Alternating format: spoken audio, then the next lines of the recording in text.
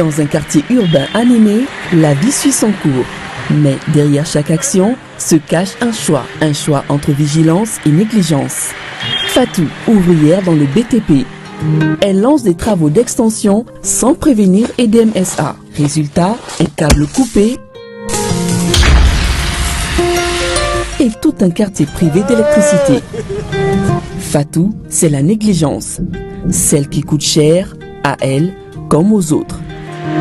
Là-bas, voici Mamadou, chauffeur de taxi. En manœuvrant, il percute un poteau électrique. Il ne fuit pas. Il alerte immédiatement le centre d'appel des DMSA. Grâce à son geste responsable, un accident plus grave est évité. Mamadou, c'est le citoyen exemplaire. C'est lui qui agit pour la sécurité de tous. Mais tout le monde ne fait pas ce choix. Issa, il fait semblant de travailler. En réalité, il vandalise les coffrets électriques, arrache des câbles pour les revendre. Face aux installations électriques, chaque geste compte. Ne soyons pas comme Fatou ou Issa. Soyons comme Mamadou. Vous êtes une entreprise? Avant d'engager tous travaux de creusement, veuillez contacter les services de EDMSA pour ne pas endommager les installations souterraines. Citoyennes, citoyens, signalez tout acte suspect, accident ou cas de vandalisme sur le réseau électrique, y compris au niveau des poteaux, en appelant le 36 077 ou à l'agence EDMSA la plus proche. Merci de votre collaboration.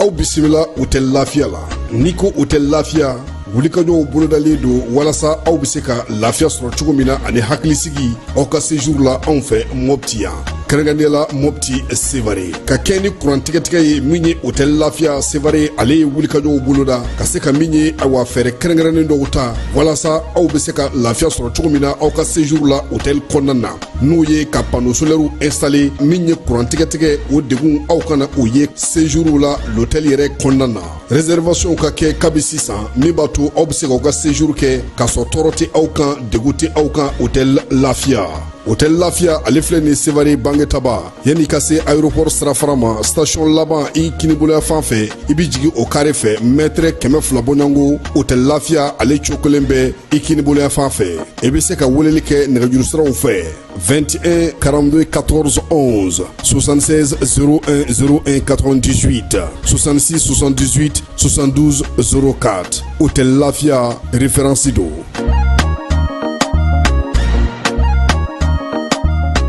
So oye ale ye san 60 kɔ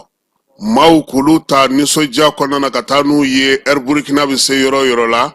baara kɛcogo o ye waso bɔ bi ko in na min ye Air Burkina ye a ma dan o ma koyi nin waati na ni maa min b'a fɛ sa ka bɔ Bobo Julaso ka t'i yɛrɛ sɔrɔ Abijankaw fɛ yen o taa ni ka segin o ye 50,000 ani 2,300 ye. O bɛ kɛ Air Burkina ale fɛ yaasa maa minnu bɛ yen n'olu bɛ Bobo n'u b'a fɛ ka taa Abijankaw fɛ yen u ka taa ni ka segin o bɛ se ka nɔgɔya cogo min Air Burkina a ma dan o ma koyi sigiɲɔgɔnya ɲuman kɔnɔna na maa caman bɛ yen i b'a dɔn k'a fɔ ko olu bɛ donitaw kɛ min ye Air Burkina ye doni tali hukumu kɔnɔna na sa o kɛlen don ka fɛɛrɛ kɛrɛnkɛrɛnnen sigi i bɛ fan o fan n'i b'a fɛ k'i ka doni bila ka taa Air Burkina bɛ se yɔrɔ min Wagadugukaw fɛ do wa Bobo Julaso do wa Bamako wa Niamey Abidjan Lomé Cotonou Accra ani Dakar i dan ye ka nɛgɛjuru sira k'ale kɔngɔ i bɛ se ka 70 k'o dasi min ye 0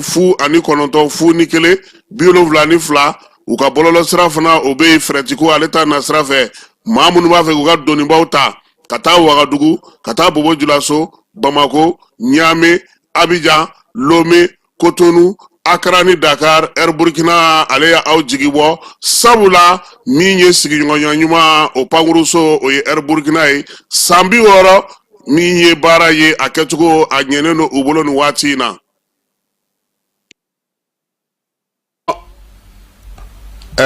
Elhaj Amadou Adital diinɛ kuntigi ba de don Nyoro kɔnɔna na Tijaniya o bolofara min bɛ ɲɔnɔ olu ka kalifa de do aminena an bɛ dugawu kɛ ka fara silamɛ diinɛ mɔgɔ bɛɛ lajɛlen ka dugawu kan an miirina ba a la a bɛ yɔrɔ yɔrɔ nin waati na an bɛ dugawu kɛ a ka se k'a yɛrɛ sɔrɔ min ye cɔnɔ amadu adi tali ye maa minnu ni a bɛ u bolo an b'a yirula k'a fɔ silamɛ do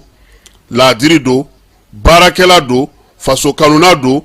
miiriya ɲuman ka bɔ mali silamɛ bɛɛ lajɛlen yɔrɔ ka ɲɛsin a ma yaasa a ka bilali bɛ se ka nɔgɔya cogo min na a ka segin ka na a ka denbaya kɔnɔna na ka na an bɛɛ lajɛlen sɔrɔ o ye an ka laɲini ye an bɛ dugawu kɛ ka fara silamɛ diinɛ bolofara bɛɛ lajɛlen ka dugawu ka fala ye bɛɛ bɛ seli la bɛɛ bɛ bato la zaviyaw kɔnɔna na misiriw kɔnɔna na tarikatigiw bɛɛ lajɛlen wulilen do k'u jɔ bi an b'an ta fara u ta kan min ye an ka nin cɛkɔrɔba ɲuman in ye min ye an ka nin kalifaba in ye min ye an ka nin mukadamba in ye a ɲuman bɛ se ka segin an ma cogo min na an b'o dugawu kɛ ka fara silamɛ ɲuman bɛɛ lajɛlen ka dugawu kan ala k'an tulo don kibaru ɲuman na. dugutigi ni wari dafara e passe d'a kan ka sira di ne ma. Sunkalo e kunkolo a tɛ yen dugu wari ko o d'i ma fo dugu ani dugu dun wari t'a de. o kɔni kuma t'a la sa e ka sama mɔnɛ to yen i yɛrɛ ta. Sitan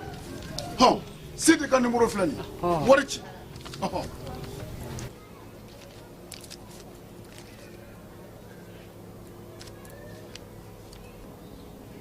wari sera.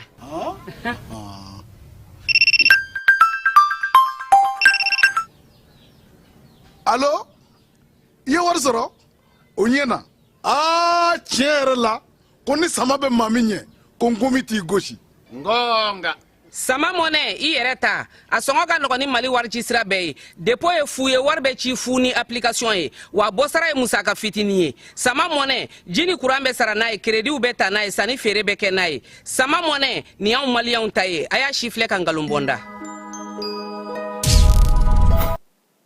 Centre de formation professionnelle Kaja Sanogo Segukaw fe Dar Salam n'i b'a fɛ ka sa ka kalan kɛ yaasa ka se ka i yɛrɛ dɛmɛ i ka siniɲɛsigi ani ka se ka kalan kɛ taabolo minnu kɔnɔna na n'o olu bɛ u bolo kɛrɛnkɛrɛnnenya la a bɛɛ lajɛlen a bɛ se ka to i ka siniɲɛsigi baaraw bɛ se ka olu kɛ kalan mun bɛ yen n'o olu bolodalen don u bolo sa o kɔni ye pano n'o ye pano solaire ye o sigili k'o kalan kɛ plomberie ale ni sokɔnɔna ɲɛgɛnw olu dilanni k'o kɛ karoda o bɛ yen maçonnerie ka taa se peinture bâtiment ma électricité bâtiment construction métallique menuiserie métallique ni menuiserie bois ka taa se nakɔ sɛnɛ ma min ye misiw tulɔli ye bagan mara ka taa se sɛ maraw bɛɛ lajɛlen ma yaasa ka se ka sow fana jɔ so minnu bɛ se ka jɔ bi an ka togodaw la ani ka se ka olu entretien bɛɛ lajɛlen kɛ machinisme agricole ka taa se staff décoration ma transformation agroalimentaire nin bɛɛ lajɛlen bɛ centre de formation professionnelle Kaja Sanogo la biogaz k'o faamuya k'o dɔngala kari min ye ɲamaw ye k'olu bayɛlɛmali baaraw kɛ fo ka taa se ɲamaw yɛlɛmali ma ka se k'olu kɛ nɔgɔ ye nɔgɔ min bɛ se ka mago ɲɛ yaasa ka sigida kɛlɛli kɛ centre de formation professionnelle Kaja Sanogo ale bɛ nin bɛɛ lajɛlen boloda karamɔgɔ jolenw b'u bolo minnu ye kalan kɛ ka kalan faamu n'u yɛrɛ bɛ se fana ka se ka denmisɛnninw bɛ mun kalan k'u kunna ka se k'a lawaleya teliya la nin baara bɛɛ lajɛlen sigilen don u bolo yaasa aw ka se ka ye nin ko in na sa a b'aw senfa biribiri ka taa min ye segukaw fɛ Medine min ye centre de formation professionnelle Kaja Sanogo ye k'a b'a da bɛɛ lajɛlen tulo ka sa tɔgɔ sɛbɛn kɔni olu daminɛna segukaw fɛ yen min ye don o don ni dimanche sen bɔra la k'a daminɛ nɛgɛ kanɲɛ 8 ka taa se nɛgɛ kanɲɛ 16 ma yaasa aw ka se ka kunnafoni jɔnjɔnw sɔrɔ sa a bɛ nɛgɛjuru sira n'o o ye 76 03 12 23 a bɛ se k'o gosi min ye 66 03 12 23 walama a bɛ se ka bɔlɔlɔ sira fana lajɛ Alassane Traoré min ye 875 ye ka se ka min ye arobase kɛ gmail.com yaasa aw sen ka se ka don u ka kalanko la min ye centre de formation professionnelle Kaja Sanogo ye ale ɲɔgɔnna ka dɔgɔ bi kalandege ale ni baara ko o ta na sira la an ka jamana kɔnɔna na.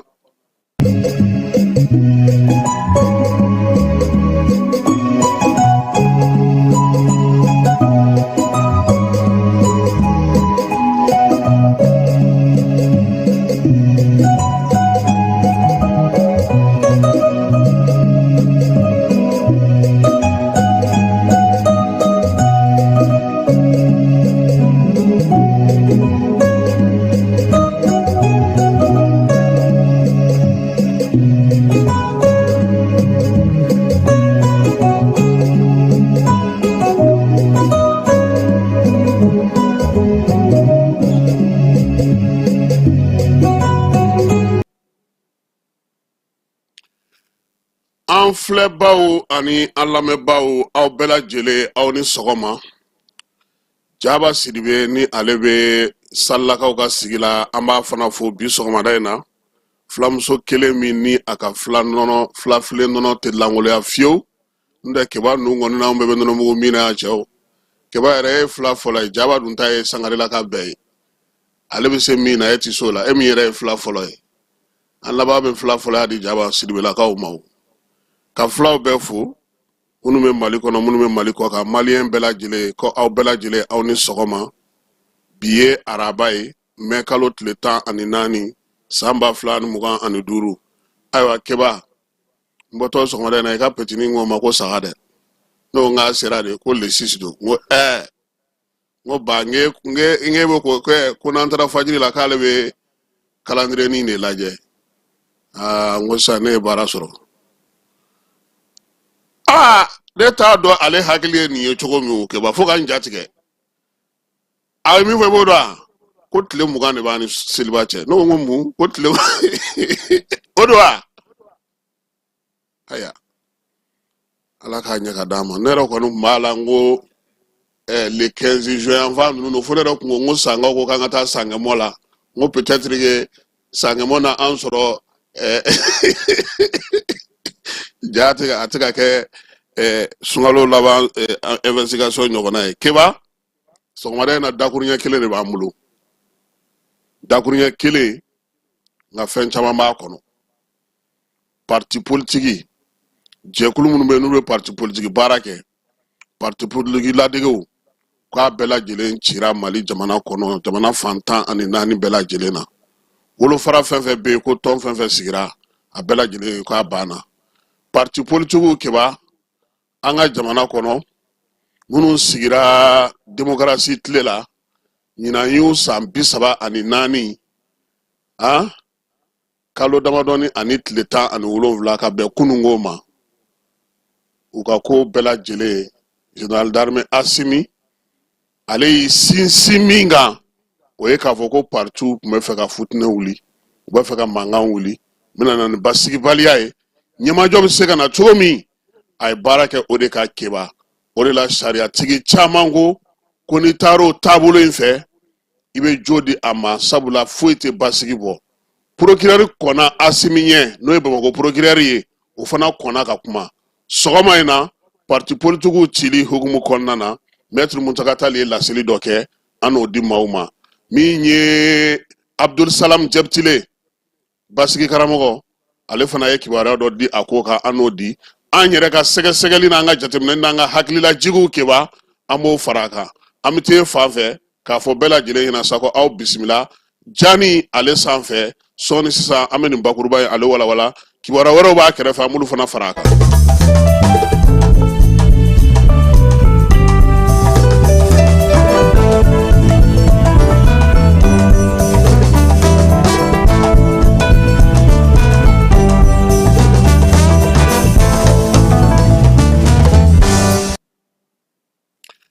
Keba kungo min bɛ Mali da la a ka ca.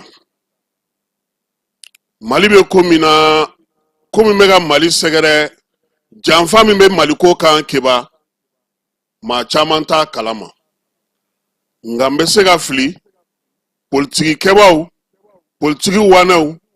m'a fɔ minnu nalenkura don a la n'olu yɛrɛ kungo ko olu ye wara karitɔnnamaw ye Keba n'olu tɛ dɛ. Nka mɛ minnu b'a dɔn k'a dɔnkala kari u b'a dɔn ko min kun b'an ka jamana kan.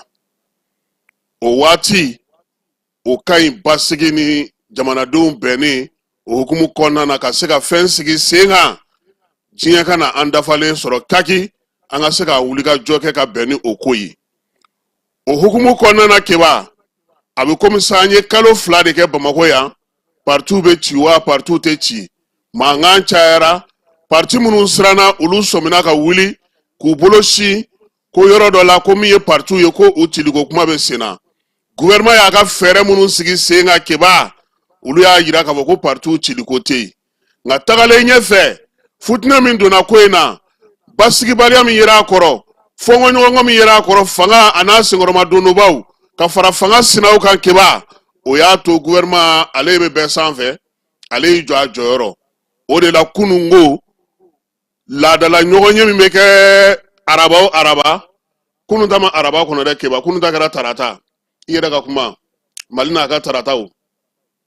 Sebetu Bala n'a ka tarataw o tɛ de Modibo Keyita n'a ka tarataw Mamadu Konate n'a ka tarataw sisan Bakari Goyita denkɛ o fana n'a ka tarataw bɛ ɲɔgɔn na keba kunun y'a dɔ ye u ye ministres wele laadala ɲɔgɔn ye kɛrɛnkɛrɛnnenya la a b'a fɔ min ma nanzarakan na ko conseil de ministres session extraordinaire nin kalo ye tile 13 n'o ye mai kalo ye san 2025 palais de Kuluba ale la ministres ka ɲɔgɔn ye bɛ kɛ yɔrɔ min na ko ɲɛmaaya tun bɛ maa min bolo o ye général d'armée Assimi Goïta ye kuma minnu bɛ olu ka ɲɛ da yiralen ɲɔgɔn na conseil de ministres ale ye sariyakisɛ dɔ ta n'o ye ɲɛbila sariyakisɛ ye sariyakisɛ bɛ tali kɛ mun na keba ministre bɛ mara kama bɔli kunna n'o ye général division Ablaye Mayiga ni premier ministre don ale nana ni décret dɔ ye décret min bɛ tali kɛ parti politique ko ka olu ci ani minnu ye parti politique ladego y'an ka jamana kɔnɔ o hukumu kɔnɔna na sa a yirala k'a fɔ conseil de ministre la ko jɛrɛ min kɛra an ka jamana kɔnɔ n'an ko ma assise keba ale maa minnu nan'o la olu ye laɲini kɛ o laɲini kɛrɛfɛ fana premier ministre ka laseli la n'o ye mara kama bɔli ministre ye a ko ko ale nagakɔrɔ ministre min bɛ yen ani ministre min sigilen no réforme kama min fana bɛ yen n'o ka baara bɛɛ lajɛlen min parti politique ale ni kalata senkɔrɔma dondoli ma k'o ye jɛrɛ belebele sigi sen kan min ye jamanadenw ye ka bɔ Mali kɔnɔna na ani Mali kɔkan na olu k'u hakilina di parti politique olu ka baara la baara min bɛ taabolo damadɔni kan partout hakɛ k'o dɔn partout bɛ sigi cogo min na anu kan ka musaka kan ka sɔrɔ cogo min na k'o don bɛrɛ la partout yɛrɛ tɔgɔla sɛbɛn min bɛ n'a fɔ ma charte ko ka o lajɛ o bɛ se ka lakurakuraya cogo min ye fanga ŋwara daba o ɲɛmaa n'o ye chef de file de l'opposition ye u k'u ta ni bila fo kan kuma sabanan ye min ye sa k'i to parti dɔ la kala talen ye k'a fɔ k'i bɛ bɔ n'a b'a fɔ ma ko nomadisme politique ko ka u ka kuma nin saba kan baro sigiw ni concertation ni lajɛw bɛɛ lajɛlen bannen o kumaw y'a yira sa ko ka parti politique ka fɛɛrɛ sigi sen kan k'u ci ka tila ka sariya kura sigi sariya min bɛ parti politique ko fɔ n'o ye charte kura ye ko min ye musaka min bɛ di parti ma keba ko ka o dulon ka bɔ yen pewu o kana di tuguni jamana fɛ min ye parti politique ye musaka minnu duru ma ka tɛmɛ u ye wari minnu sɔrɔ ka tɛmɛ ko ka sɛgɛsɛgɛli sigi o ko kunna keba bɛ ɲɛ toro ne ɲɛna ne tɛ ko n ko conseil de ministre de bɛ k'a fɔ kunun ko conseil de ministre kuma de ye nin ye keba ko parti politique ye dɔrɔmɛ kelen wo sɔgɔlen min sɔrɔ an ka jamana kɔnɔ k'a taara sira min fɛ ko k'u wele k'u ɲininka k'a kɛra cogo di o kɔfɛ fana sariya min kun taara san 2015 mars kalo tile 4 n'o tun ye sariya ye sa k'o bɛ jɔyɔrɔ di fanga ŋwaradakaw ɲɛmaa ma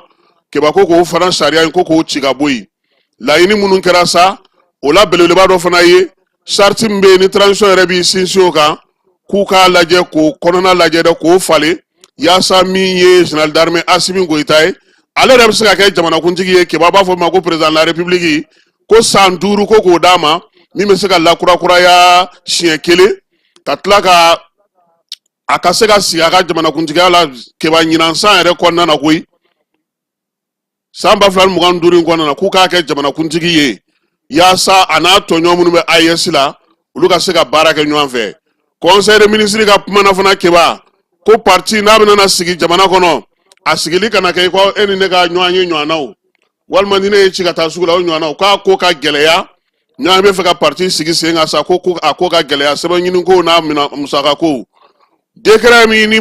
o ɲɛbila sɛbɛn kɔni kɛra sa ale tali kɛ laɲini minnu kɛra parti politique tili ani ni parti kanabɔli parti bɛ se ka sigi cogo min na ka baara kɛ an ka jamana kɔnɔ o de la sa a yirala sa ko parti politique wo parti politique ladege wo jɛkulu o jɛkulu bɛ yen ni politique ko kuma de bɛ da Mali jamana kɔnɔ keba k'a daminɛ kunungo mai kalo tile 13 la san 2025 ko dan sigira olu ka baara la yan pewu olu tɛ se ka kuma tuguni ni laɲini min kɛlen filɛ nin ye fana ko a tɛ dan sigi démocratie la an ka jamana kɔnɔ a tɛ dan sigi bɛɛya la an ka jamana kɔnɔ i n'a fɔ a b'an ka sariya sun kɔnɔ cogo min ko wa ko sisan keba a ɲininen don maaw fɛ maa minnu tun bɛ parti politique kɔrɔw la u kana ɲɔgɔn ye foyi boloda jamana kɔnɔ tuguni jɛkulu fɛn fɛn bɛ n'o cira o jɛkulu maaw fana kana fɔ k'u bɛ ɲɔgɔn ye foyi boloda tuguni maa o maa bɛ yen ke e y'u dɛmɛ ka ɲɔgɔn ye sigi sen kan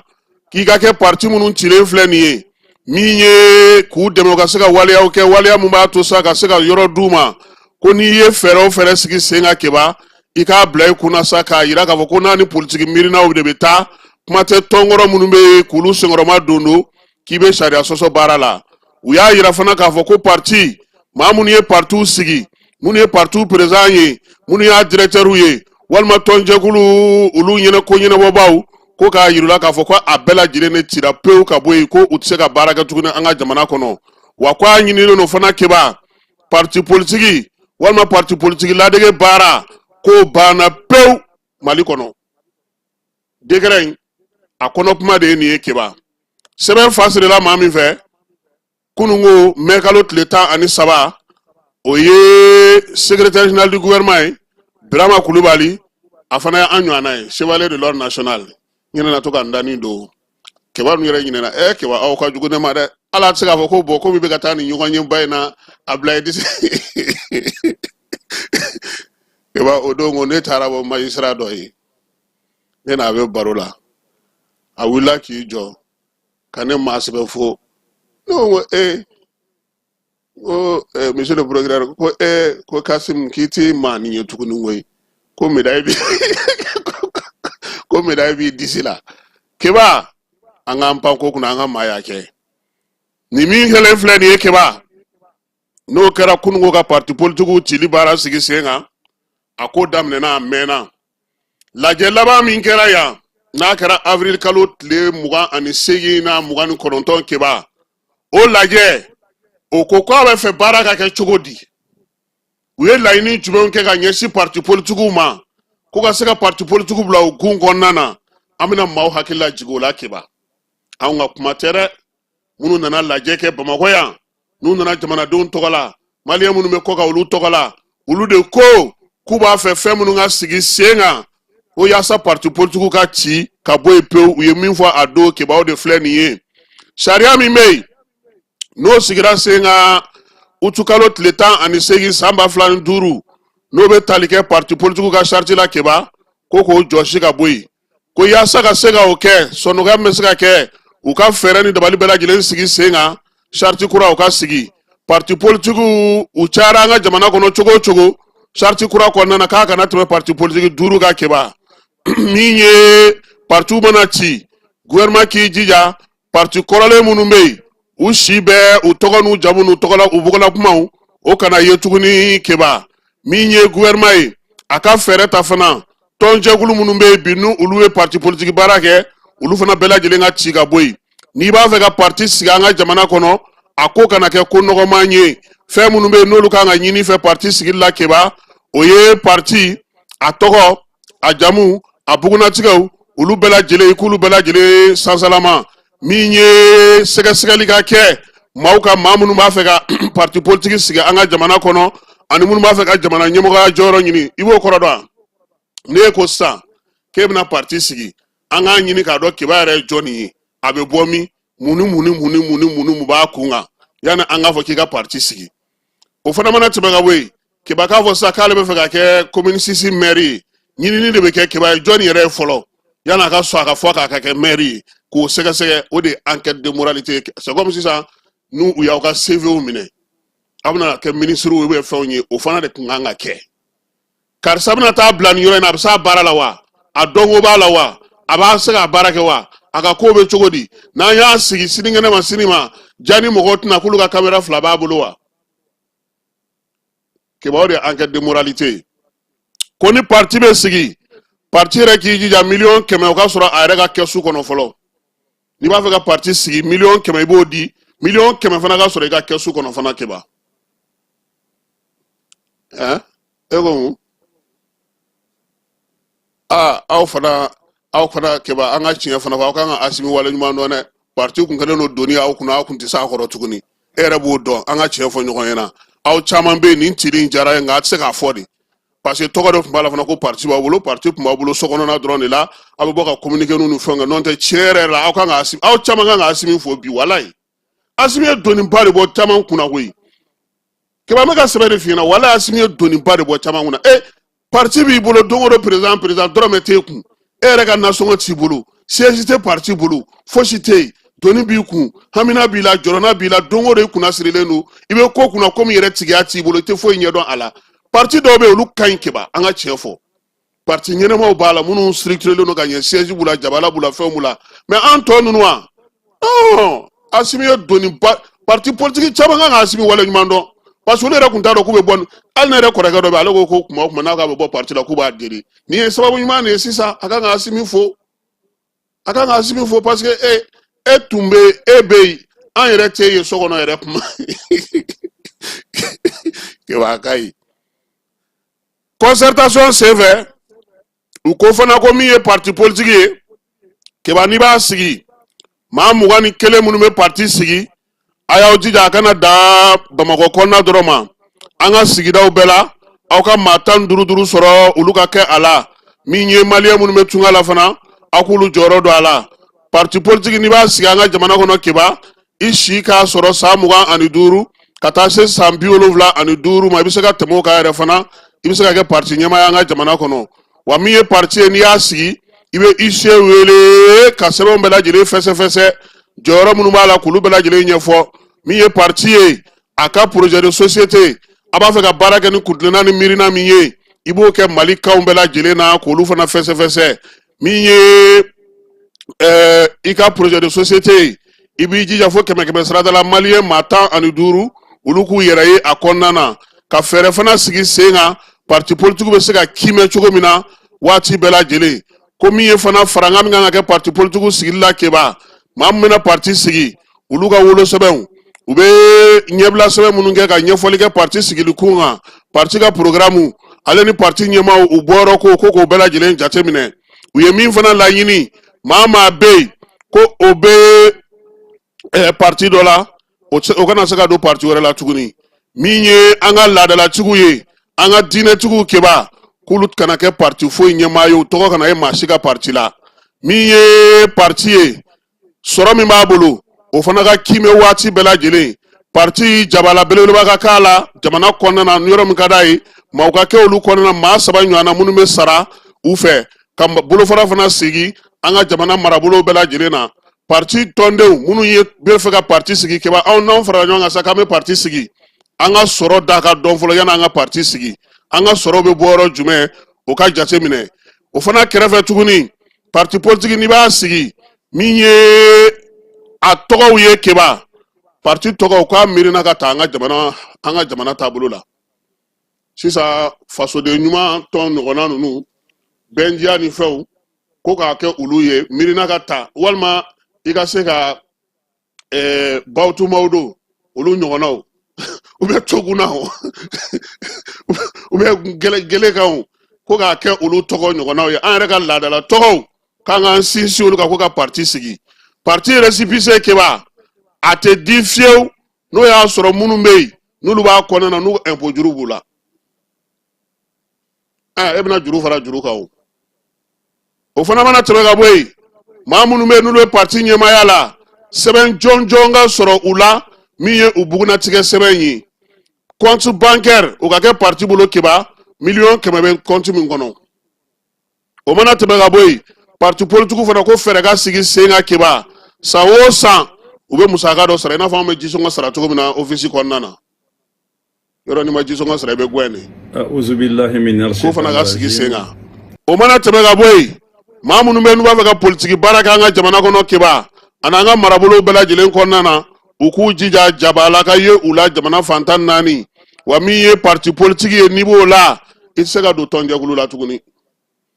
k'a kɛ sisan ko association jani bɛ parti jani kɛlɛla k'a bɛɛ lajɛlen ye kelen i bɛ kelen de ta soit i bɛ don parti jani na ou bien i bɛ don association jani na ɔhɔ k'a fɔ ko komi an de ta y'a bɛɛ ye an b'a bɛɛ kɛ ten i bɛ kelen de ta i bɛ t'o de kɔnɔna na wa min ye parti politique baara maa bɛ yen keba ko jɔyɔrɔ b'e la e ye kabilatigi i ye bugudatigi i ye dugutigi i ye fɛn ko olu si sen ka na ye a la tuguni min ye parti politique ka charte kura min kan ka sigi sen kan keba u ko fana ko maa si tɛ se ka kɛ tuguni parti fila maa ye i bɛ FC Kokajɛ la i bɛ FC Kangelen fana na o fila tɛ se ka kɛ i bɛ kelen de ta i bɛ don min na i bɛ to o kɔnɔna na ko ka fɛɛrɛ sigi sen kan parti yɛrɛ ka sɔn u bɛ sɛbɛn minnu ta u yɛrɛ ka tɔn tɔgɔ la u k'o labato kosɛbɛ min ye parti fana kɔnɔna na keba n'an ye parti sigi e kelen ka k'a ɲɛma ye depuis a bisimila fo ka haramani o fana ko k'o fana dabila falen ka don parti la wa min ye parti ka baaraw ye ko k'olu fana lakɔlɔsi parti politique olu fana san kɔnɔ u bɛ baara mun kɛ u ka o ɲɛfɔ kalo wɔɔrɔ wa min ye parti politique ye keba n'i ye parti politique ye élection waati a ma se k'i kɔngɔ fa ɲɔ ni malo la ka taa di mɔgɔw ma élection waati a ma se ka taa kɔlɔn se maaw ye élection waati a ma se ka taa buguso jɔ i ka taa dugutigiw ka fɛnw jɔ i sen tɛ nin si la ni élection wagati bɛ yen min ye parti politique ni association ye olu fana kan ka kɛ miirinaw ye miirina minnu tɛ tali kɛ diinɛko la a tɛ tali kɛ marabolocogo la a tɛ tali kɛ kuntilenna min n'o man ɲi parti politique fana u ka musaka ani tɔnjɛkulu ka musaka ani baɲumankɛtɔnw ka musakaw kɛba u kana dorogo ɲɔgɔn na min ye laɲini wɛrɛ ye tuguni n'o b'a kɔnɔ o ye parti politique ka kalan kɛ u ka tɔndenw kunna fɛn o fɛn bɛ yen n'o bɛ tali kɛ diinɛ la o bɛ tali kɛ bato la o hakilinaw kana n'a yɛrɛ sɔrɔ parti politique kɛnɛ kan min ye parti politique ye n'u bɛ taa kalata la kɛba u ka primaire sigi sen kan primaire kɔrɔ an ka tɔn kɔnɔna na sisan e b'a fɛ ka kɛ président ye kɛba ne b'a fɛ ka kɛ président ye Fala b'a fɛ ka kɛ président ye an ka kalata mankanni kɛ an yɛrɛ ni ɲɔgɔn cɛ jɔn bɛ se ka kɛ an ka président ye a bɛ fɔ de ma primaire adama mɔgɔw delilen don a la nka a caman ma nɔgɔn dɛ kɛba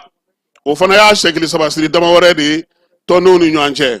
ka partiw jagoya u ka to k'u ka ɲɔgɔnyew kɛ san saba o ka k'a dɔgɔyalen partiw fana k'a ɲini u fɛ min ye san o san u bɛ kalan kɛ tɔndenw kunna ani jamanadenw kunna ani dugudenw kunna u ka baaraw la partiw fana san duuru o san duuru ni maa min kɔni kɛra k'i bɛ parti i tɛ baara foyi kɛ san duuru kɛba ko k'i ci ka bɔ yen san duuru kuru kara e tɛ foyi kɛ wa ko parti politique ka musaka bɔyɔrɔ k'o ɲɛɲini k'o dɔn parti o parti ni e kɔni ye élection fila tɛmɛ ka tugu ɲɔgɔn kan e ma taa kalata la e ka parti fana ka ci an ka présidentielle kɛ sa 2025 e ma taa ka législative ni fɛnw kɛ e ma y'o si la an ka tila ka taa kɛ tuguni 2030 e ma y'o fana na kɛba o kɔrɔ ko parti t'e bolo ko k'i ka parti ci ka bɔ yen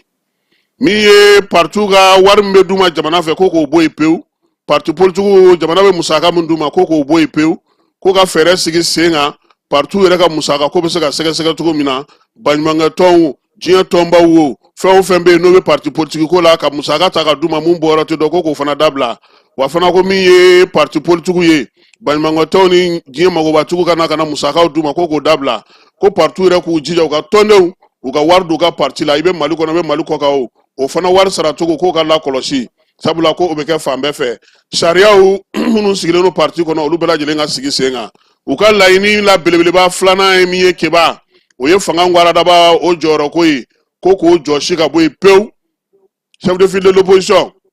u ko k'o bɔ yen sarakisa min y'o sigi n'o ye o sigira sen kan mars kalo tile 4 san 2015 n'o bɛ opposition ɲɛmaaya ko fɔ ko k'o bɔ yen pewu ko nafa foyi tɛ o la o ɲɛmaa sugandili man ɲi min ye musaka min bɛ yen n'o tun bɛ di chef de file de l'opposition ma ko k'o kɛ ka baɲumankɛ waleyaw kɛ musaka min dira a ma ka kɔrɔ a lamɛn dɛ ne ka fɔli tɛ dɛ musaka min dira chef de file de l'opposition ma ka kɔrɔ ko k'o fana sɛgɛsɛgɛ a kɛra ka mun kɛ miliyɔn 500 kun tɛ de san o san ko k'o fana sɛgɛsɛgɛ min ye parti ka yɛlɛma ye kɛba k'i to tɔn dɔ la ka taa tɔn wɛrɛ la u ko ka o bɔ a la yɛrɛ pewu kalata ko don kalata ko tɛ o kalaba tari o kala tari o i ka bɔ a la pewu sariyakisɛ 106 min bɛ an ka constitution kɔnɔ kɛba ko k'o boli parti politique bɛɛ lajɛlen kan ani jɔyɔrɔ ko fɛn bɛ k'an ka jamana kɔnɔ ko gouvernement ka fɛɛrɛ bɛɛ lajɛlen sigi sen kan min ye k'i to tɔn dɔ la ka taa tɔn wɛrɛ la o bɛ se ka bali cogo min na an ka jamana kɔnɔna na maa min mana a waleya kɛ kɛba i ka ɲangi i ka tɔn kɔnɔna na i ka ɲangi jamana yɛrɛ fɛ min ye fɛɛrɛ ni dabali bɛ ka sigi sen kan fana maa maa b'a kɛ politiki ko la fana o ka kɔn sariyakisɛ mun sigilen don sen kan ka se ka o waleya kɛ ko k'o labato wa maa o maa n'i y'a kɛ san 5 ka taa se san 10 ma e tɛ se ka don kalata ko la tuguni i tɛ se ka parti kura sigi sen kan san 5 wa min ye sefa wari miliyɔn 10 ye i b'o o sara fana keba yaasa i ka ɲangini i ka se ka tɔnɔbɔ n'o y'a sɔrɔ kala talen n'u ye o bɛ bɔ sa i ka kalata cogoya la n'o y'a sɔrɔ i ye maire walima n'i ye député ye min ye musaka fɛn fɛn donni la kalata hukumu kɔnɔna na k'o bɛɛ lajɛlen sara tɔn ye sabula o ye wari d'u la i b'o wari sara i bɛ sɔrɔ ka bɔ tɔn na pewu min ye fɛɛrɛw ye ko k'olu sigi sen kan partout olu yɛrɛ bɛ se cogo min na maa minnu b'u to a la ka bɔ ka taa yɔrɔ wɛrɛw la o bɛ se ka bali cogo di u ye laɲini kɛrɛnkɛrɛnnen minnu kɛ keba o laɲini bɛ tali kɛ mun na sisan sa o ye ko ka charte transition charte ko k'ale bɔ yen pewu k'ale lafalen k'a réviser ka don a kɔnɔna na ka siginiden dɔw k'olu falen yaasa jamanakuntigi Asimi ale bɛ se ka san 5 sɔrɔ cogo min na jamanakuntigiya la k'a daminɛ ni san 2025 kɔnɔna na a bɛ se ka lakurakuraya i n'a fɔ a tɔɲɔgɔnw minnu bɛ AES kɔnɔna na olu bɛ se ka baara kɛ cogo min ko ka temps di furancɛla fanga maaw ma u bɛ ka baara minnu kɛ u ka se ka to sen na wa fana maa bɛ yen bi ko o bɛ jɔyɔrɔ la furancɛla fanga hukumu kɔnɔna na olu fana ka to u nɔ na ani furancɛla fana caratigɛ jɛkulu bɛɛ lajɛlen ka to yen fɛn o fɛn bɛ yen k'o ye kalatako kuma ye k'an k'o bɔ an da pewu ko fo jamana ale ka basigi fichier électoral ko k'o lakurakuraya min ye fichier ye k'o di maa kɛrɛnkɛrɛnnen ma maa min bɛ se ka o baara kɛ parti politique ɲɛbila fɛn min fana bɛ a la o ye k'a fɔ sa min ye wulikajɔw ye n'i b'a fɛ ka wulikajɔ kɛ jamana kɔnɔna na keba i ka taa laɲini kɛ k'a fɔ k'i b'a fɛ ka wulikajɔ kɛ min y'o laɲini ye sa o bɛ se ka kɛ jamana ɲɛmaaw fɛ ani marabolo ɲɛmaaw parti politique olu ka jɔyɔrɔ ko ale ni jɔyɔrɔ minnu bɛ yen n'olu b'o hukumu kɔnɔna na sa n'o bɛna na ni basigibaliya ye wulikajɔ fɛn fɛn bɛna ni basigibaliya ye ko k'olu bɛɛ lajɛlen kɔn jamana fantan 4 préfet sous préfet ka taa se gouverneur ma olu ka o baaraya kɛ min ye jamana yɛrɛ kɔnɔna ta la sa min ye ministre de l'administration territoriale ale k'o baara kɛ parti musow ni denmisɛnninw jɔyɔrɔ ka di olu ma o jɔyɔrɔ ko fana ka lakɔlɔsi parti politique olu ka tɔn kɔnɔna na min ye keba e ni anw kuntilennaw tɛ kelen ye kalata waati an tɛ se ka fara ɲɔgɔn kan k'an bɛ taa kalata la fɛn minnu bɛ yen sa ni olu tɛ bɛn charte kura kɔnɔna na ko k'olu bɛɛ lajɛlen wuli u y'a yira fana k'a fɔ ko min ye jɛkulu kɛrɛnkɛrɛnnen o ka sigi sen kan yaasa sa min bɛ se ka nin waleya ninnu olu sigi sen kan min ye jamanakuntigi kalata ni maa min b'a fɛ ka ye ala keba miliyɔn 250 i b'o labɛn ne m'a sɛbɛn dɛ maa minnu ye concertation kɛ avril kalo tile 28 a n'a tile 29 u ka ko kuncɛli don u ye nin de fɔ ko k'a ɲini maaw fɛ maa minnu bɛ yen n'i b'a fɛ ka jamanakuntigi kalata ɲini 250 millions o tɛ miliyɔn 250 ye k'i k'o ɲini yaasa i ka se ka kɛ cɛbɔ ye wa fana ko min ye kalata ye turu 2 tɛ ko k'a bɔ turu 2 la k'a kɛ turu 1 ye i b'o kɔrɔ dɔn wa n'an ye kalata sa ne kɛra premier a banna k'a fɔ k'e ma 50% sɔrɔ o kuma t'a la 50% in o y'o bannen pewu kalata ye tako 1 ye mankan ka dɔgɔya parti politique ka kalata tɔw la sisan n'o ye député kalata ni fɛnw ye keba liste bɛ kɛ bɛɛ lajɛlen bɛ taa ɲini n'aw y'a ɲini sisan comme commune 6 kɔnɔ sisan liste 20 de taara yanni an k'a fɔ k'an bɛ turu 2nan organiser k'a kɛ tan o t'a la tuguni liste min kɔnɔna na mɔgɔ mana kuru min sɔrɔ o jɔyɔrɔ ka di olu ma c'est comme sisan aw ka parti kɔnɔna na sisan commune 6 tɛ 45 conseillers ya 45 conseillers la n'aw sera ka conseiller hakɛ min élu premier tour la o y'o bannen tɔw fana mana jɔyɔrɔ min sɔrɔ olu fana bɛ fanga min dun olu fana b'o jɔyɔrɔ sɔrɔ pour que bɛɛ ka se ka don liste la a kana kɛ parti kelen k'a bɛɛ lajɛlen cɛ ka k'a kun ye ko nin fɛɛrɛ minnu sigilen filɛ nin ye sen kan nin ye sa ko bɛɛ lajɛlen k'i hakili to nin na parti politique olu tagala kuma min fɔra keba a kuma la belebeleba de ye nin ye u kɔni ye ɲinini fana kɛ furancɛla fanga ale bɛ se ka dɛmɛ cogo min na ale ni Mali ni Algérie ka ko min tun bɛ sen na u ye a fɔ sa k'u bɛ sekɔrɔma dondoli ta ka ɲɛsin u ma nin kɛra avril kalo tile 29 san 2025 maa min tun ye rapporteur ye sa o ye Abdul Salam Jebtile ale de tun ye o ko rapporteur ye keba nin ye laɲini comme sisan a fɔra ko charte tɛ yen charte kura la sigili hukumu kɔnɔna na mun ni mun bɛ se ka k'a kɔnɔ an bɔra sisan k'o de fɔ mɔgɔw ye u ka se k'a faamuya walima min kɛra kununko keba min ye ɲɛfɔli kɛra la Abdul Salam Jabtile ale tun bɛ Mali télévision soba la kunungo u ka kunnafoni di bɛ kɛ bamanankan na a ye min fɔ parti politique ka ciliko la an ka jɛ ka o lamɛn. Ayiwa n bɛ maliden bɛɛ fo mun bɛ Mali kɔnɔ ani Mali kɔ kan jamana ɲɛmɔgɔ général d'armée Assimi Goïta a n'a ka gouvernement o ye lajɛ dɔ kɛ bi Kuluba o lajɛ kɔnɔna na u ye sariya dɔ ta ka ɲɛsin an ka fanga ɲini jɛkulu ma an bɛ mun wele ko parti politique o sariya o bɛ dankari kɛ Mali parti politique bɛɛ lajɛlen na président ko jamana tɔgɔ la ko Mali parti politique ani jɛkulu fɛn fɛn ko e sigilen do ka baara kɛ politique kan ko k'a bɔ bila Mali kɔnɔ ko o jɛkulu bɛɛ dankarikɛlaw la ko o cira a y'a fara a kan ko ni sariya in mɔgɔ minnu ye jɔyɔrɔ dɔ sɔrɔ Mali kɔnɔ parti politique dɔ tɔgɔ la walima olu bɛ baara la faso baara la jɛkulu dɔ tɔgɔ la mun ka baara ye politique ye mais olu bɛ baara kɛla faso tɔgɔ la ko olu ka baara dankarima ko la e min bɛ faso baara la mais i bɛ taa sɔrɔ i bɛ parti dɔ la mais faso i bɛ baara min na faso baara de don ko olu bɛ se ka to u nɔ na ka faso baara kɛ o sariya kelen kɔnɔ président Assimi Goïta a ye laɲini wɛrɛ min kɛ ka fara o kan ko ni sariya in tala ka ban jamana kɔnɔ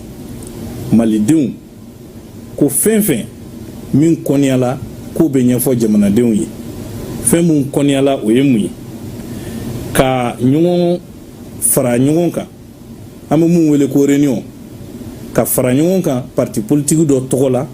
walima jɛkulu dɔ tɔgɔ la mun bɛ politique kɛ ko o jɔlen do Mali kɔnɔ malidenw tɛ se ka fara ɲɔgɔn kan wa mɔgɔ tɛ se ka malidenw wele tuguni k'u ka fara ɲɔgɔn kan parti politique dɔ tɔgɔ la walima jɛkulu dɔ tɔgɔ la min bɛ politique kɛ o kɔnɔna na ko fɛn kɔniyala malidenw ma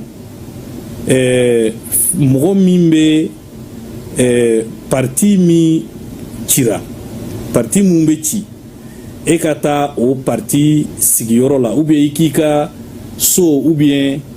i ka nafolo walima i ka musaka ou bien i ka so ou bien i ka baarakɛyɔrɔ dɔ labila u ye k'u ka lajɛ kɛ ko o fana ma daga tuguni fɛn min ma daga ka fara o kan o ye jɛkulu mun cira parti politique mun cira ani jɛkulu mun bɛ politique kɛ mun cira mɔgɔ dɔw k'i kan bɔ k'a fɔ ko ale y'o ɲɛmaa ye wa ale y'o directeur ye wa ale ye o tigi ye ko o fana kɔniyalen don Mali sariya kɔnɔ o kɔfɛ fɛn mun kɔniyala fɛn fɛn ye politique baara ye a kɛra jɛkulu wɛrɛ ye o a kɛra parti politique ye o a kɛra ka fara ɲɔgɔn kan fɛn fɛn kɔnɔna na k'a fɔ anw bɛ politique kɛ ko o fana ma daga Mali sariya kɔnɔ o kɔfɛ ni sariya kura min tala bi Kuluba min fɔla ka fara o kan o ye ko jamana sariya de don wa mɔgɔ fɛn fɛn i sɔrɔla ni sariya sɔsɔli la ko Mali sariya o b'i ɲagi i ni ɲagili min ka kan o bɛ ta ka ɲɛsin ma o de la ni sariya min tara a ɲinina maliden bɛɛ fɛ i kɛra Mali kɔnɔ walima Mali kɔ kan i ka nin bato ka jamana sariyaw bato kana don baara la baara min kɔniyalen don sariya kɔnɔ président ye sariya min ta bi Kuluba ka ministre fara ɲɔgɔn kan ani premier ministre o de ye nin ye ko an ka o de lase malidenw. Ayiwa nin tun ye Abdul Salam Jabtile ale de bɛ mara kamabɔli o direction générale kɛba ale de b'o kunna parti politique ka ko finman na jɛman bɛ ale de bolo a ye dantigɛli min kɛ ko in kɛlen maître Muntaka Tall ale laseli dɔ kɛ k'a ci an ma i n'a fɔ a ye kunun ta ci cogo min kɛba an ka bɔlɔlɔ sira fɛ k'a miirina fɔ an ɲɛna waleya min kɛra an ka maître Muntaka Tall ale fana lamɛn. A'udhu billahi minash shaitanir rajim. Bismillahir rahmanir rahim. An badenw kurun sira cɛncɛn kan bolo sinayɔrɔ ma tile bɔra yen tiɲɛ bangina nin waati in bɛɛ la jamanadenw farala ɲɔgɔn kan k'a fɔ an ɲɛ bɛ min natɔ la o ye partiw ciliko ye Mali kɔnɔ. Maaw sɔrɔla ka bɔ yɔrɔ dɔw la yɛrɛ ni maa tɛ sigi ni o ye ko nin ye bisigi kuma ye ko nin ye ngalon kuma ye. Bi kunkan bɔra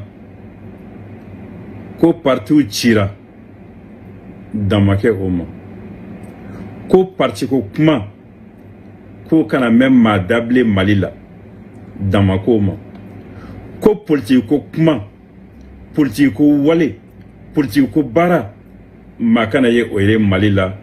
fo ni waati kura bolodara. O fɔra ni kumakan min ye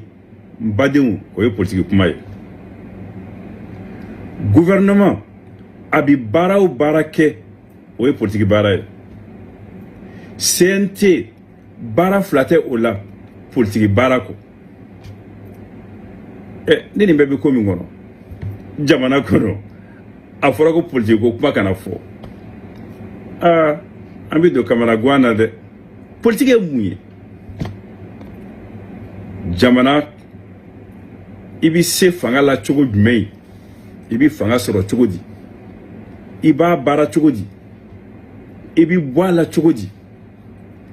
Dabali jumɛn bi tigɛ fanga fɛ ka jamanadenw lakanda k'u sago kɛ?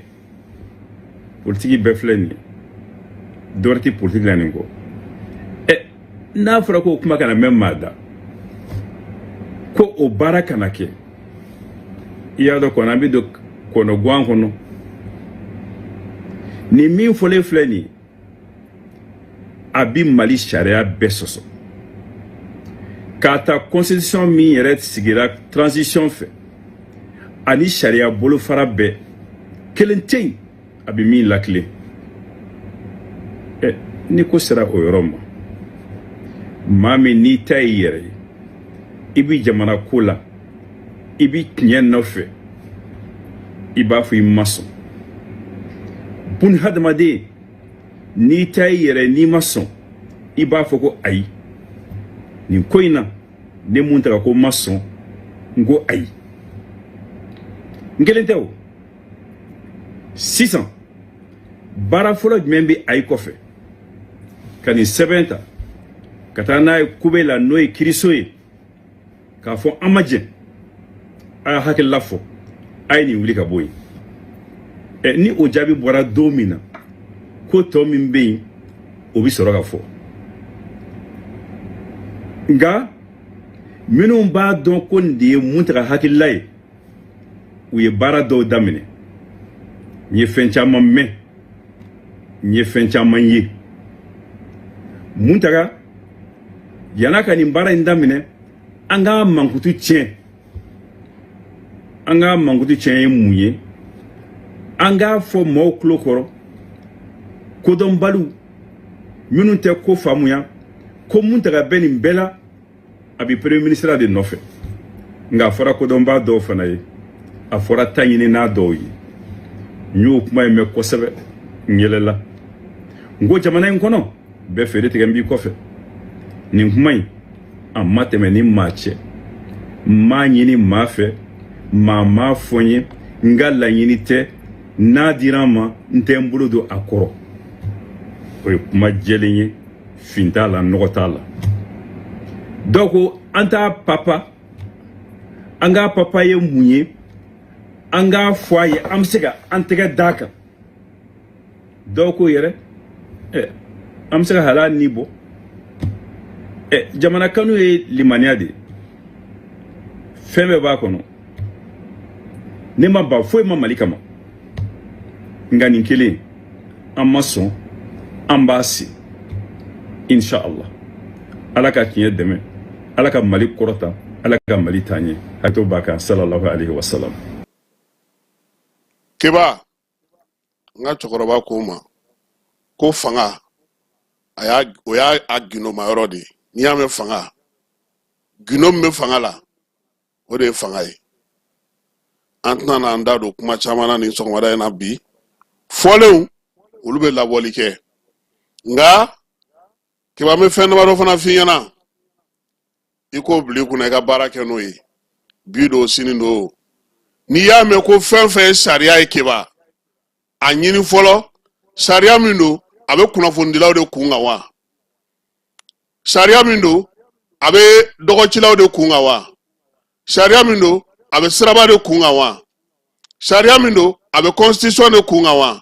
sharia mindo abe election de kunga wa kiba ni sharia bela jelena dombaga na kebaga na wale baga de be jamana ukonona na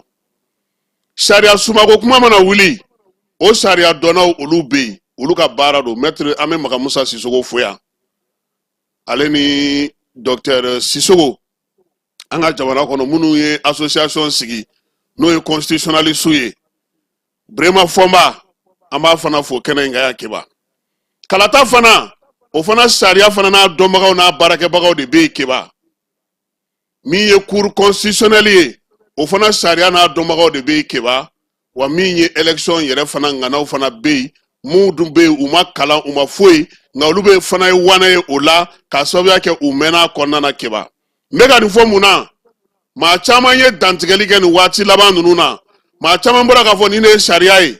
sharia bi sinsi minga kiba o ye wati tiye di wati tiye ko chogodi jamana nyama ufe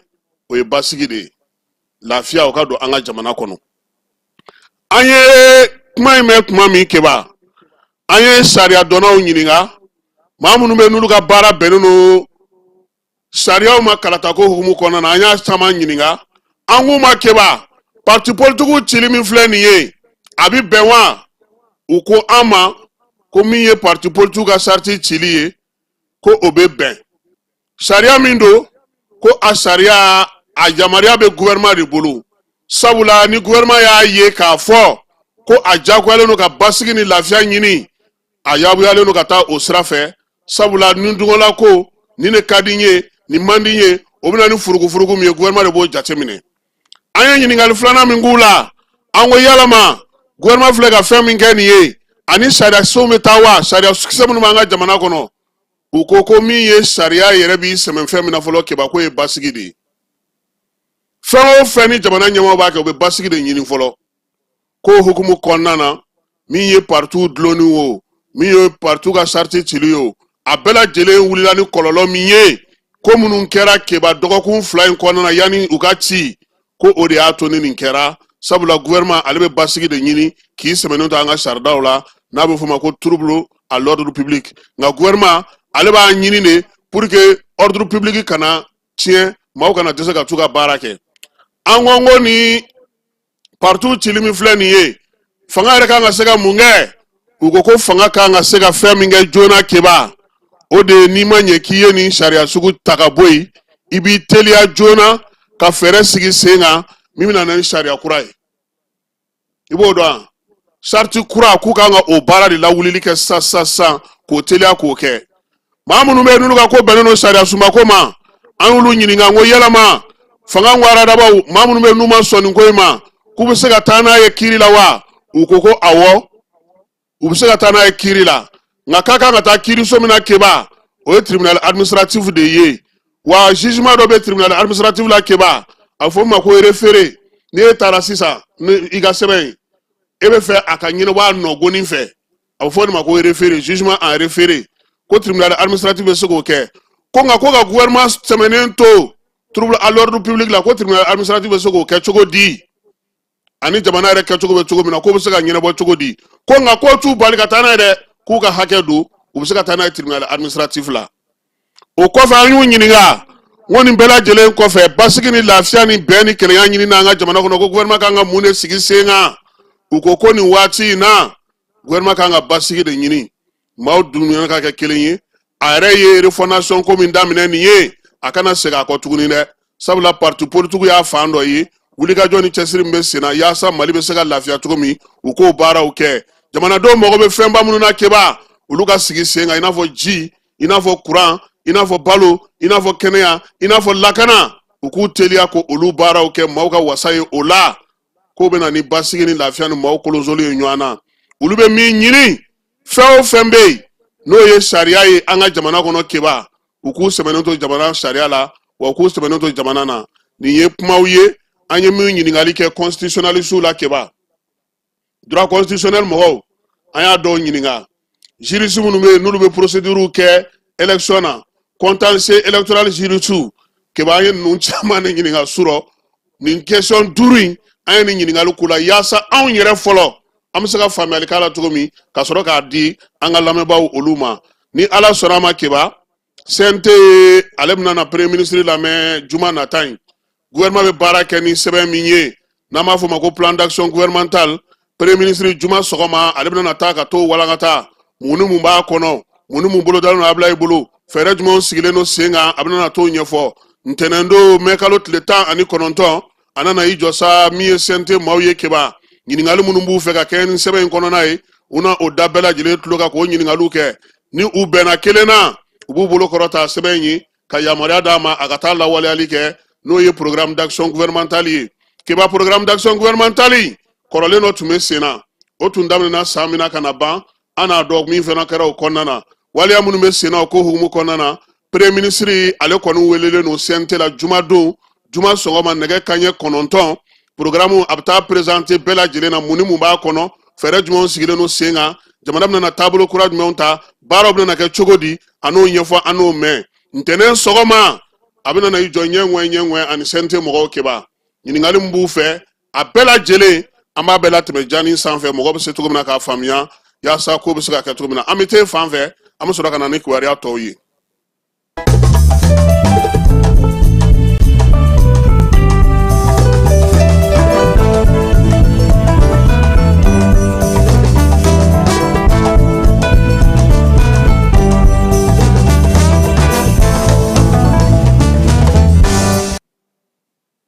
Keba kunun ko an ye bataki sɔrɔ ka bɔ ministre so min bɛ muso den ani du kunna ministre min bɛ muso ni du ni den kunna a ko k'a dusuma kasalen y'a ye k'a fɔ nin waati in na kuma dɔ bɛ ka fɔ maa dɔw fɛ bɔlɔlɔ sira fɛ kuma min bɛ ni kuma bɛnta tɛ ni a bɛ na ni gɛlɛya ye jamana kɔnɔna na min ye jɛɛrɛ dɔ ani jɛmu dɔ k'o sigira min ye bɔlɔlɔ sanfɛla la jabaraniso dɔ fɛ jabaraniso min ministre ka communiqué la a ko ko maa caman b'a lajɛ ko min ye waliya min kɛra a kɔnɔ ka bi muso ka ko o danganiyali k'u y'o kuma fɔ a kɔnɔ wa k'u ye fɛnw fɔ fana fɛn minnu n'olu man ɲi a bɛ dangari musow la kosɛbɛ ka bi muso kan k'o kɛ ko lankolon ye k'o kɛ ko denni ye npogotiginiw ka dangari olu ka taabolo n'u ka tabiya n'u ka maanifinya la ko an ka jamana tabiya n'an ka jamana kɛcogo tɛ bɛn n'o ye waati min na sa min ye binkɛra musomanin dɔ kan ka tila k'a faga keba den naani min san 4 ɲɔgɔnna k'o kɛra misabugukaw fɛ yen nin waleya min n'o ye ko min ka jugu kosɛbɛ n'a kun kɛlen don ka Mali bɛɛ lajɛlen tɔɔrɔ minisiri ko ale yɛrɛ b'a kɔn fo ka s'a dan na ko mɛ ko k'o kɛ ɲagarilabɔ ye k'o kɛ i n'a fɔ ko tɛ min ye cɛnimusoya ka t'i sigi k'o kuma fɔ i b'a fɔ ko foyi tɛ a la bi muso ka ko o ɲɔgɔnna kojugu tɛ an ka jamana kɔnɔ sariya minnu bɛ yen ni Mali bolola bulɔlu la diɲɛ seleke naani bankun kan k'olu bɛɛ lajɛlen bɛ waleya in kɔn ko wa fana ko waati si la jɛ tɛ se ka kɛ n'a ye k'a fɔ ko mɔgɔw y'o waleya kɛ ka tila k'a fɔ tuguni k'i bɛna bɔ i n'a fɔ ɲɔgɔlɔnbɔli la ka na k'i nana yafa deli walima ka se k'a fɔ k'i bɛ fɛn fɔ ko o si tɛ bɛn minisiri ka communiqué kɔnɔna na a ko k'a b'a ɲini maa minnu ye nin waleya in kɛ u k'a dɔn k'a fɔ ko min ye kunnafonidi ye hakɛw bɛ a la kunnafonidi baaraw kan ka kɛ hakɛw kɔnɔna na maanifinya danbe maanifinya kow fɛn o fɛn bɛna ni kumasuli ko ye ka ɲɛsin muso ni du ni denmisɛnninw ma olu tɛna se k'o ye ko waleya min kɛlen kɔfɛ sa minisiri so ale y'a ɲini sariyatigiw ka wuli k'u jɔ keba maa min ye waleya in kɛ n'a ye kuma in fɔ ka min ye bingali muso ka ko o kɛ ko ye ko min n'o bɛ se ka danga ko ka wuli ka jɔ kɛ a ka se ka t'i ɲɛfɔ sariyatigiw fɛ yen ko olu yɛrɛ n'olu ye minisiri ye olu n'u jɔ maa ɲaginenw olu ka ko yɔrɔ la min ye minisiri ye fana a ko k'a b'a ɲini kunnafonidilaw ka cakɛjɛkulu fɛ minnu bɛ kunnafonidilaw ka kow ɲɛnabɔ u k'a lajɛ maa min ye nin waleya in kɛ a ka wele k'a ɲininka yaasa a ye waleya cɛ cogo min kɛ a bɛ se ka ɲɛfɔli kɛ cogo min minisiri ko fana k'a b'a ɲini u fɛ jɛmu mun sigina ni kuma in fɔra o kɛnɛ kan ka cɛnimusoya don k'o kɛ i n'a fɔ ko kojugu tɛ an ka jamana kɔnɔ maa maa bɛ yen n'olu jɛra ka baara kɛ ale ni jɛkulu minnu bɛ yen u ka wulikajɔ kɛ yaasa kibaruya in a bɛ se ka sama ka bɔ bɔlɔlɔ sanfɛ cogo min na minisiri ko fana ko a b'a ɲini kiiri tigilamaw fɛ u ka wulikajɔ kɛ maa minnu bɛ yen n'olu ye binna npogotiginin san 4 kan fo ka taa fatu misabugukaw fɛ yen k'u ka wulikajɔ kɛ a ko bɛ se ka kɛ cogo min na a ka denbaya mɔgɔw ka bɔ a kalama minisiri ko fana ko ale yɛrɛ kɛlen ka jɛkulu sigi sen kan min ye denbaya in ye u bɛ se cogo na k'olu dɛmɛ hakilinaw la hakilina min b'a to sa u bɛ se ka faamuyali kɛ k'o hakilinaw k'olu sɔrɔ a ko fana ko a b'a ɲini fɛɛrɛ kɛrɛnkɛrɛnnen ka sigi sen kan jamana kɔnɔ min ye brigade dɔw ye k'olu sigi sen kan yaasa bingali kɛ musow kan muso minnu bɛ yen n'olu bɛ degun kɔnɔna na olu bɛ se ka dɛmɛ cogo min minisiri min bɛ muso den ani du kunna keba k'a b'a ɲini maaw fɛ bɛɛ lajɛlen k'a dɔn k'a fɔ ko ni cɛnimusoya ni binna muso kan k'i k'a bila i kunna k'a fɔ k'i ye kojuguba de kɛ ka ɲɛsin adamadenya yɛrɛ ma ko wa ko maa maa bɛ yen n'i b'o kɛ ko kolangolo k'o kɛ ɲagaribɔ ye k'i bɛ dan sigi bɛn kelenya cɛfɔ ni kan bɛ la an ka jamana kɔnɔ ka kɛ ni adamadenya hakɛw ye ko wa ko min ye Mali jamana ye o tɛna se ka jɛn n'a ye nin ko sugu ka sen sɔrɔ an ka jamana kɔnɔ Mali jamana man ka jɛn n'a ye ka bin muso kan o ka kɛ komi i n'a fɔ kolangolo ko tɛ i b'a fɔ ko maa bɛɛ lajɛlen bɛ se k'a kɛ a cogoya suguya bɛɛ lajɛlen na ko wa fana ko ka bɔ k'a fɔ ko ka yafa deli k'o tɛna se k'o ko ban ko o bɛ taa maaw ka danganiya de la u ka diinɛ n'u ka ŋaniya yaasa denmisɛnw ka lakana bɛ se ka kɛ cogo min na jamana bɛ se ka siniɲɛsigi ɲuman sɔrɔ cogo min na minisiri a ye nin kuma in de fɔ sɛbɛn fasirila maa min fɛ o ye Salifu Tali ye minisiri ka secrétaire général n'an bɔra yen an bɛ taa Bafulabekaw fɛ yen keba Bafulabe olu ka baki o kɔni kun jɔra kabini ntɛnɛndon nka an y'a mɛn k'a fɔ ko baki in kɔni k'a sera ka wuli Fili Jalo ale bɛ yen a ye min sɔrɔ o ko la an ka jɛ ka o filɛ. Bafulabe baki jɔlen don kabini ntɛnɛndon mɛ kalo tile 12 san 2025 ka sababu kɛ mobiliba dɔ balana kɔnɔ o ma se k'a yɛrɛ sɔrɔ fiyewu. O kama tarata don min bɛnna mɛ kalo tile 13 ma san 2025 Jani.ml tɔgɔ la an y'an sefa ka se badingɛ da la k'a dɔn ko min bɛ sen n'a ye. Ba bolo saba bɛɛ lajɛlen fɛ tasira saba bɛɛ lajɛlen falen don kosɛbɛ donnita mobiliw ani maa donni mobiliw la maaw n'u bolofinɛw olu kɔni dalen don kosɛbɛ jigilatigɛ ani tɔɔrɔ o sababu la. An y'an ka kuma barani tengo maa caman na k'u ɲininka u fɛla la maa dɔw ko an ye k'a fɔ olu tɛ fɛ ka kuma bilen ko bawo kuma bɛɛ de nin tɔɔrɔ in ye ko wa ko marabaajɛkulu tɛ kala don ɲina ka bɛn a ko furakɛli ma fiyewu. O bɛɛ lajɛlen n'a ta ni cɛ b'a yɛrɛ ko fɔ an ye ni k'a ka gɛlɛyaw yira an na ale ye sofɛri ye. An bɛ Bafulabe yan ani n tɔgɔ Musa Koyi Kida ka bɔ Kayi ne ye sofɛriw ka ɲɛmɔgɔ dɔ ye yan n bɛ Bafulabe ni Mayina sira kan mais wagati o wagati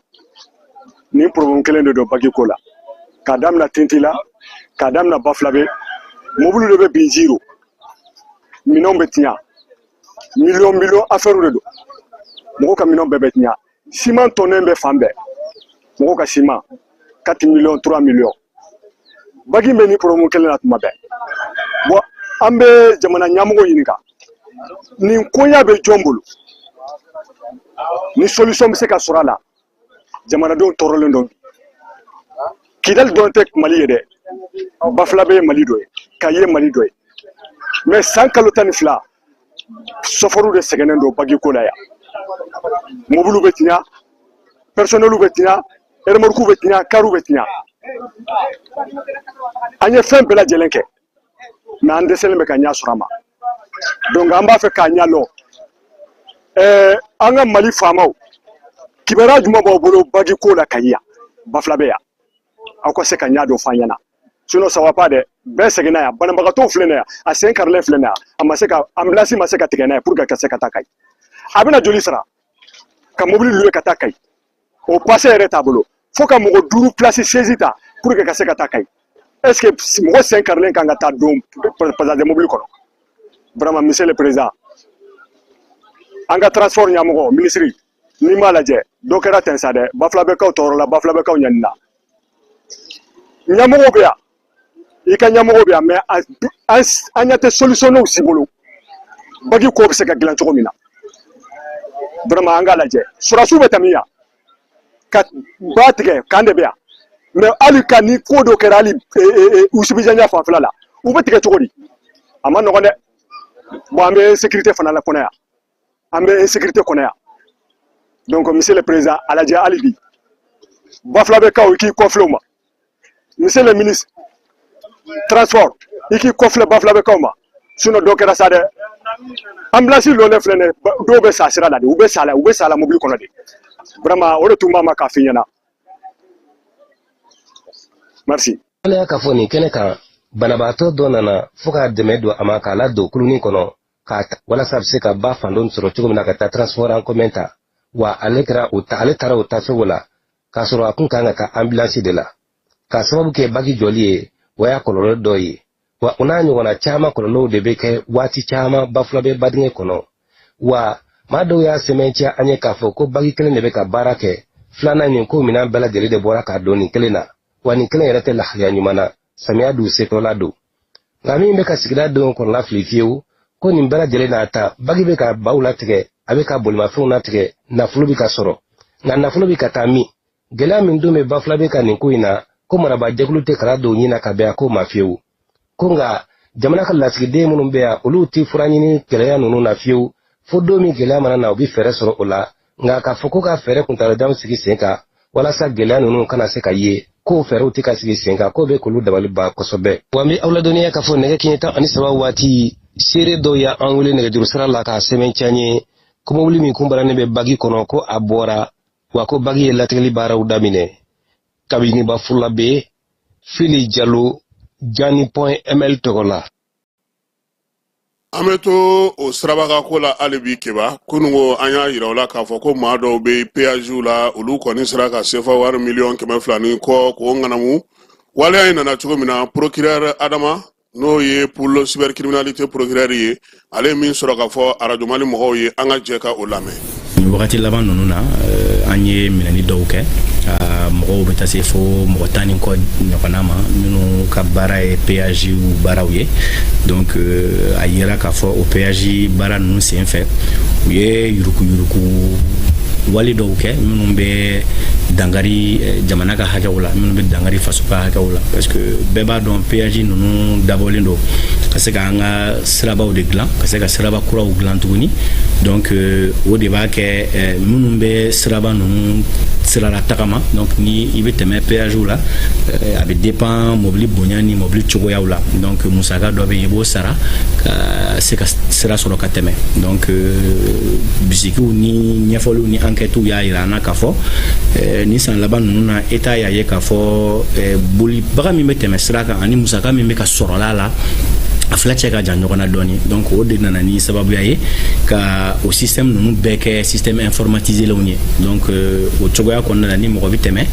n'i ye wari sara ticket de bɛ d'i ma donc n'o ticket dara machine na de barrière bɛ kɔrɔta yalasa e ka se ka tɛmɛ dɔw bɛ yen nɔ olu ta kɛ bafa ni kilicɛ ye donc olu nana d'abord siɲɛ dɔw la o b'a sɔrɔ ni mobili ye gros porteur ye sisan jan'u ka gros porteur caractéristique don machine kɔnɔna la o b'a kɛ i b'a fɔ mobili fitinin don yɔrɔ mobili belebeleba ni fitinin ka sarata tɛ fɛn suguya kelen ye donc o musaka tɔ olu b'o bila o jufa kɔnɔna la o ma bɔli kɛ u laban nana kɛ sisan f'u ye système application dɔw dilan min b'a to u bɛ se ka ticket parallèle dɔw dilan minnu ni jamana ka ticket tɛ kelen ye parce que ni jamana ka ticket imprimera diyagoya o wari bɛ taa jamana ka kɛsu de la donc olu ye système application dɔw bɔ ka ticket dilan min b'a kɛ mɔgɔ bɛ tɛmɛ barrière bɛ kɔrɔta mais jan'a ka taa faso ka kɛsu kɔnɔna la a bɛ jigin olu yɛrɛ jufa kɔnɔna la wulikajɔ minnu kɛra o y'a ye k'a fɔ mɔgɔ dɔw ka baaraw ye nin ye ala y'a kɛ an ye bolo sera ka da caman ka u la donc u lasɔrɔlen application ninnu b'a utiliser olu lasɔrɔ olu bolo ɲininkali tɛnkuni fɛnɛ u la o y'a yira u caman ye jɔnwala fɔ kow daminɛna cogo min jɔn nana n'a ye jɔn ye a ko daminɛ jɔn ye jɔn don a la a kɛra jɔn ye condition jumɛn na parce qu'il faut comprendre que minnu fɔlɔ nana ni application ninnu ye olu ma kɛ fils a ma di tɔw ma fils abrilayi la donc hali application yi wariw de sarala dɔw ye pour que olu ka application ninnu di dɔ ninnu ma olu fɛnɛ ka t'o sigi u ka mansiw na bon nin bɛɛ ye ka jamana ka wariw ni fɛnw suɲɛ ni ɲangili ninnu n'i y'a jateminɛ a bɛ se ka nin dɔw bɛ se ka taa fo si kaso la ninnu ye kɛwale jugubaw de ye Frère Adama Kulubali Dagabana Adama ni tun ye ale ka laseliw ye ka ɲɛsi péage suyɛni minnu kɛra ale la ni waati laban in na sɛgɛsɛgɛliw bɛ sen na n'ala sɔnna ma jaabi mana na b'o la an b'o da o tulo kan keba an bɛ sɔgɔmada in na taa jɔ yan k'a fɔ dɔrɔn ko min ye parti politique ye u ka ciliko in na keba kuma ka ca dɛ IRD bɔra sisan ka bataki kɛ k'a ka groupe WhatsApp fɛn fɛn bɛ yen n'o ye IRD tɔgɔ ye ko k'olu datugu bon an ka parti jama man ca sa nka an ka wari b'an ka trésorier bolo keba o kɛ cogo di u t'a to an ka lajɛ laban kɛ an ka fara ɲɔgɔn na lajɛ kɛ k'an ka mais keba n'an taara sisan k'an bɛ taa réunion kɛ wari tɔ kunna u bɛna taa an minɛ bon u k'a to fana an fana ka minɛn dɔ b'an ka bureau kɔnɔ an ka tulu fana ta wari mɔgɔw ka yɔrɔ an k'o t'u bolo tiɲɛ e bɛ ka yɛlɛ nin na tiɲɛ de don parce que parti ɲɛnama fɛn fɛn bɛ yen bi i bɛ taa sɔrɔ permanent bɛ yen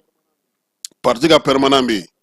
secrétaire dɔ bɛ yen secrétaire administratif o bɛ baara kɛ parti siège la gardien fana bɛ yen a n'a muso donc yɔrɔ yɛrɛ talen don location na dɔ fɛ ou bien ni parti mɔgɔ dɔ ka yɔrɔ don maintenant an ka minɛnw fana bɛ parti siège la u k'an mago to an ka se ka t'o minɛnw ta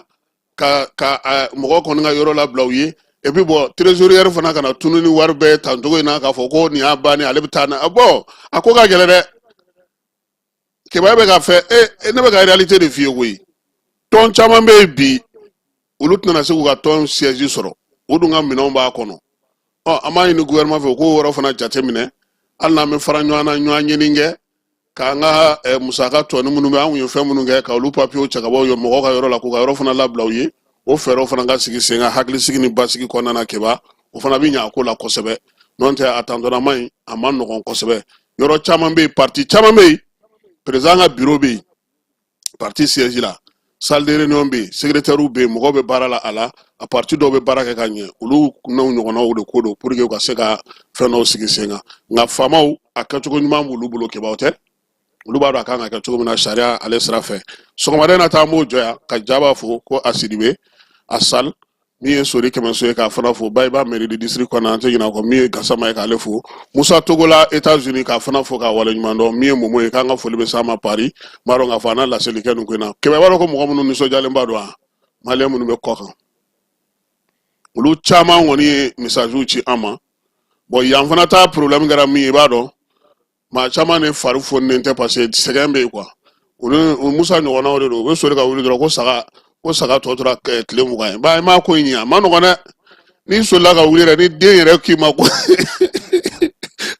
ala ka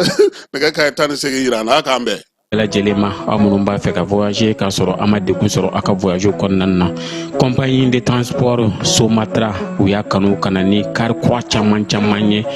car minnu dilanna norme kɔnɔna na aw ka lafiya kama a suspension wo a climatisation a siège wo n'i ye car jɔlen ye foyi tɛ jigin kɔnɔ i bɛ se ka don a kɔnɔna na cogo min na